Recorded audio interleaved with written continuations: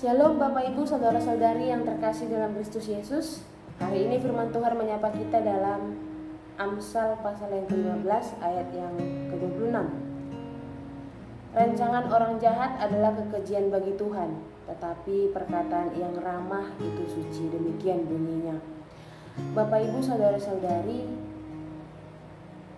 ayat renungan kita saat ini berisikan tentang nasihat agar kita mampu hidup dalam hikmat sehingga mampu merencanakan pekerjaan yang baik hanya untuk Tuhan, juga mampu mencerminkan kehidupan orang Kristen melalui sikap hidup kita sehari-hari. Dikatakan bahwa rancangan orang jahat adalah kekejian bagi Tuhan, tetapi perkataan yang ramah itu suci. Tidak ada orang yang mau ataupun merencanakan, menginginkan hal yang buruk untuk terjadi dalam hidupnya ataupun orang-orang yang dikasihinya. Namun ada saja orang yang menggunakan mulutnya ataupun bertindak untuk melemahkan, menghancurkan ataupun menyakiti orang lain. Setiap perbuatan maupun perkataannya ibaratkan pisau yang hanya menyakiti hati. Lantas bagaimana sikap kita setelah membaca bahkan merenungkan saat ini ayat yang menjadi firman Tuhan untuk kita pagi ini?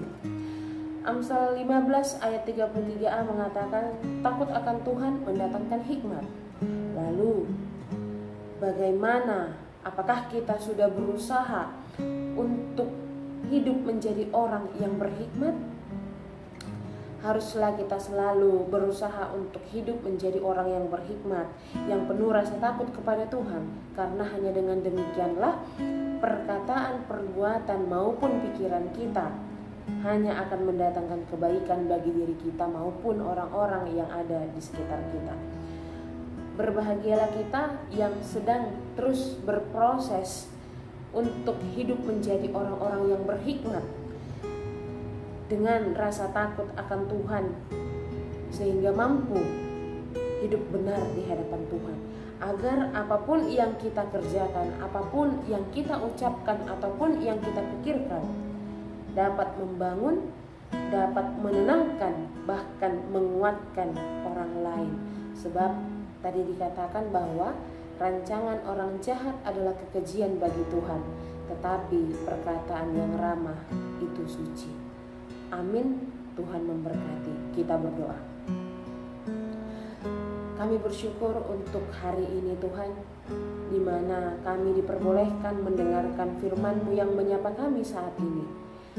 Firman-Mu mengingatkan kami agar selalu berhikmat dalam berpikir, bertindak, ataupun berkata-kata, sebagai tanda orang-orang yang takut akan Engkau dan hanya mengandalkan Engkau saja dalam hidup ini.